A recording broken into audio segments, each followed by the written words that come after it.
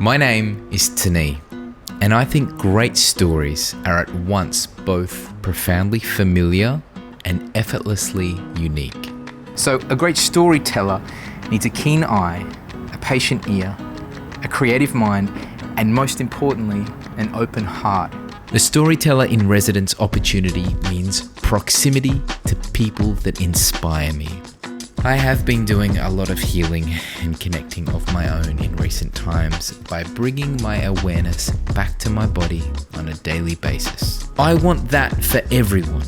I want everybody to know what it can feel like when you sink into your body and rediscover the simple pleasures of movement.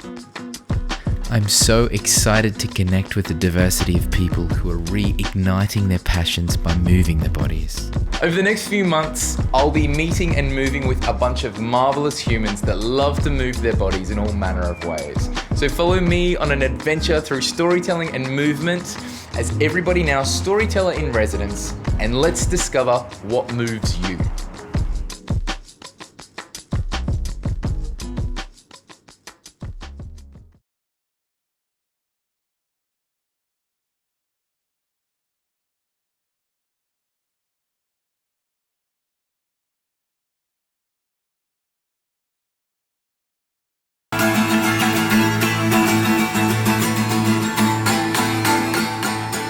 Welcome. My name is Tnee, and I have got a story for you. It's about a young musician who has a moment.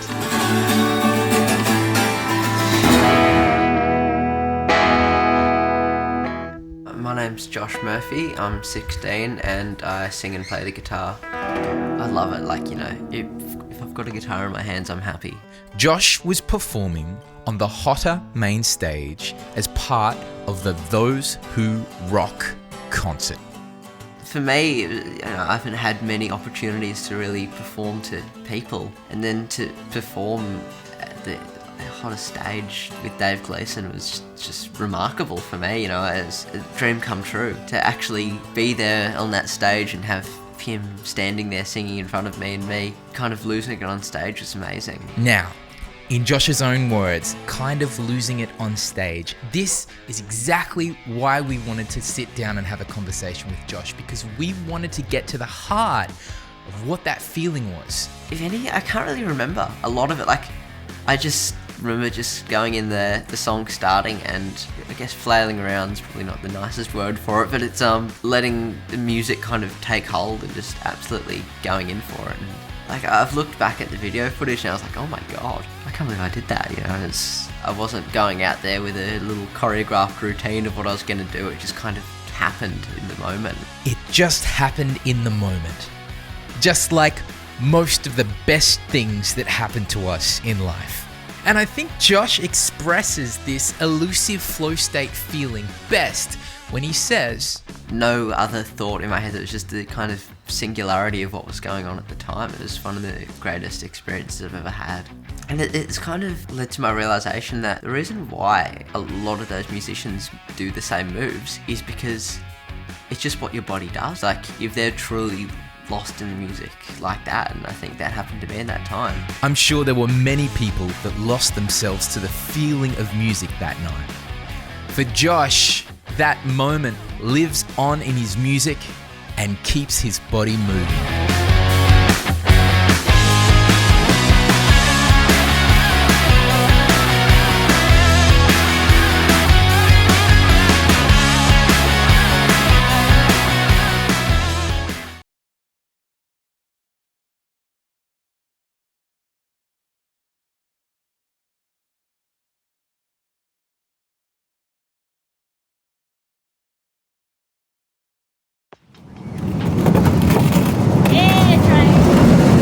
Welcome everyone, my name's Tnee, and if you want to understand what could possibly compel someone to chase down a train on a rickety old bridge, you've come to the right place. Hi, I'm Carla. I'm from Wilkaraka and I like roller skating. It's like meditation to me. I've never felt that zen meditating as I have skating. I'm just really lucky that before a particularly hard period of my life that I did find skating, because it's just been a little breather. Like, I feel like, oh, skating could like change the world, but I don't, and then I feel like, oh, don't be so silly. I don't think it's silly to dream about changing the world with skating. And the beauty of it is that you don't even need to be good at it to enjoy it. I'm not a good roller skater, but I can skate anywhere. And so like, I don't believe that someone can be a bad skater. Like, I literally think it's like a voice. Like, you might not like to hear your voice recorded if you don't feel like you're a good singer, but it's your voice and it's personal to you. No one else can sing like you, no one else can skate like you. You know how in music you move your body in time, you don't get tired when you're dancing, it just makes sense to keep going? That's what skating feels like to me. It's like dancing. There's a rhythm to it, it's expressive. It's something that develops you as you develop in it. And I think one of the main things that's developed from skating is a deeper awareness of the mind-body connection, a sensitivity to what it feels like to be in the flow and responding instantaneously to your environment. One of my favourite things about street skating is the sound of the different surface and the way it kind of rattles and vibrates through your body. Being able to go over rocks and stuff is like you skip death. Like that feeling of your stomach jumping up into your throat and then not dying. So when I fall over and like graze myself up, I'm like, well, that's my bitumen tax. I'm glad, for all the times that I don't fall over. But it's been a really slow process of learning how to be safe and how to skate different surfaces. And it took me, probably about 10 years of skating around really cautiously. A wise person once told me you've got to learn how to fall if you want to learn how to fly.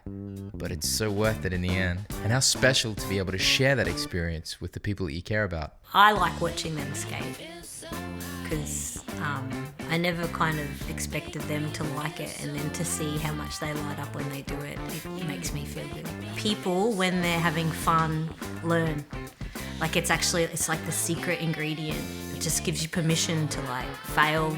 That then makes everything possible.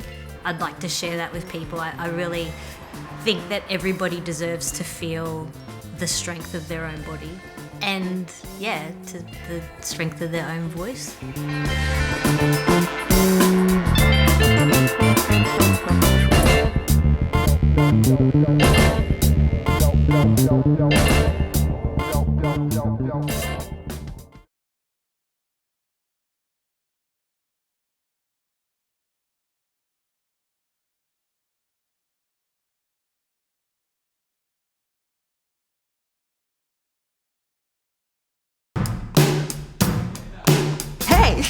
Come on, like everybody, like feel what I'm feeling. Come and get into it. Let me resonate with you, and let me move you, right?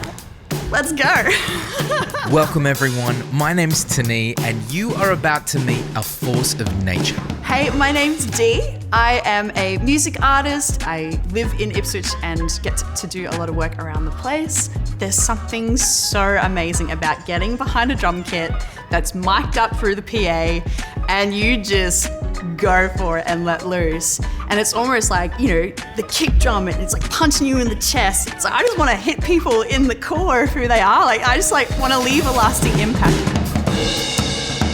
The impact of Dee's energy and passion for music is indisputable. But what makes her so unique is how attuned she is to the way that her music resonates with the people that are experiencing it. I have images coming to my mind as I'm speaking from Roller Coaster, where I'm watching people gliding, pouring their heart out through their skates to the music that's being, sort of shared from the stage. And that energy, the giving and receiving of energy, and you can feel it building. It just makes me more hyped, and the tricky part is trying not to play faster because I'm getting more and more excited. It's like, okay, sit back. So if you play too fast, people can't dance, right? And that right there is Dee to a T. She's so passionate to discover how her music can serve people, whether that's moving them to dance or to feel something deeply. I love seeing a physical response to what we're doing from the stage. So with Inaugural Dance Affair, it's like you see the freedom take over someone's body in that moment. That's what I want to be known for. Someone who gets sparks happening in other people and kind of being that point of ignition for change. That was a moment, that just hit me deep. And it's like that movement of like that transfer of energy. Let me move you through what I'm doing. Oh my gosh.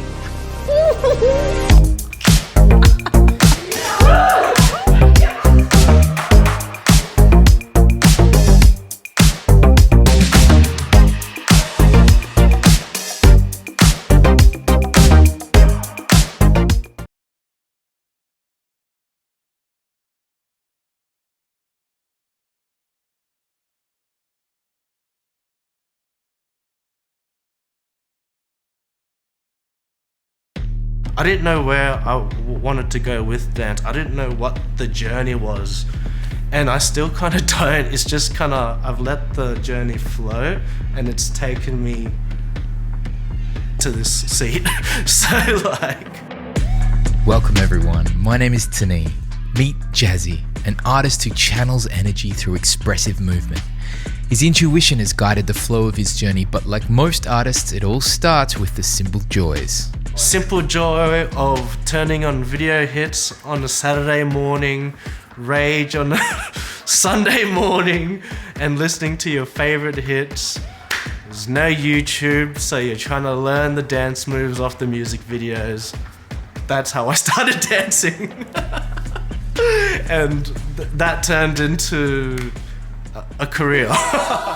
When your body is your career, you have to look after it. It turns out there's always new insights to be gained from listening deeper to what your body is telling you. If you don't like take care of yourself, you get injured, you know? So that actually switched my whole lifestyle around.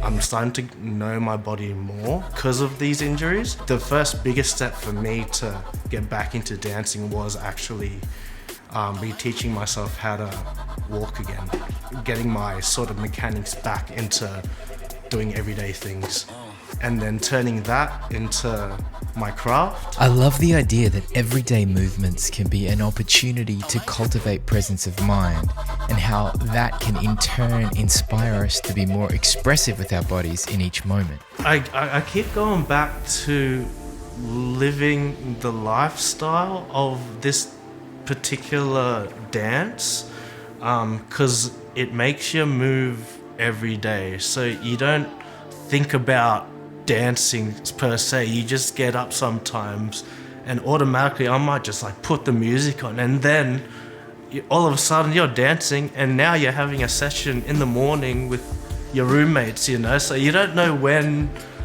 that's gonna happen, but that's the feeling we get. It's just that energy or that aura we get when we want to dance. It really does make you feel good. If you haven't moved your body before, try it.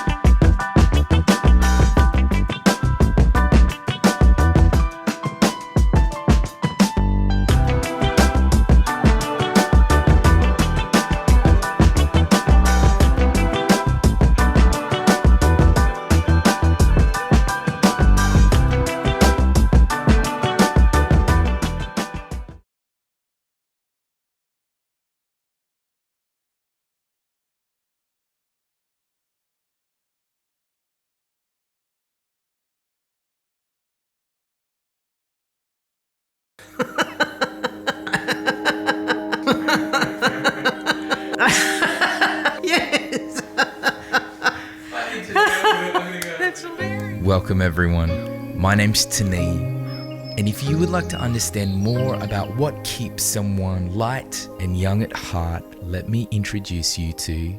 My name is Margot Knox, and I have been in Grand Slam for 2 years running, and it's been an absolute delight. All of it was respectful, it was lovely, it was well done, and it was great to be a part of. And I also got to write poetry, which has been for me the opening of a mystery. It's okay. It's a mystery we all grapple with at different stages of our lives. Who are we? And what do we want? I mean, in my younger days, I used to think enlightenment was such a thing. And my walls would have been full of pictures of gurus and stuff like that until I woke up one day and I went, this is nonsense. Because you've got to find it all in yourself, really. You know, like, people can tell you things and teach you stuff, and it's not uninteresting, but finally you've got to do it for you, because that's what human life is. We didn't come here to be perfect. I mean, what would you come if that's what it was for? You know, and there's no point. The only point is to get beaten around a little bit so you can, you know, get a bit of, I think it is unconditional love for yourself. It seems to me that unconditional love is a prerequisite to having the courage to fully bear yourself honestly and be completely vulnerable. I guess the thing about being in your 70s is I should have been knocked around enough to get some wisdom happening to express that. And it's the permission to express all of it. We have this part of us that we don't really want anyone to see, the awkwardness, the shamefulness that we don't get things right, our bodies are not good enough, our, you know, all of the stuff, and we hide it. But to get a decent bit of poetry out or a bit of communication out, you've got to communicate this stuff. You just got to get it out there somehow. You need to go back to, you know, the 25-year-old Margot that really, you know, and forgive yourself. Really forgive yourself. Really forgive yourself. Because it'll keep coming up. And, you know, these people talk about death and everything and they go, I've got no regrets. Well, good for you. I'm glad you've done the work, because you have to do the work. Otherwise, that's what occurs. And you want to have it be joyful for yourself. So that's what moves me.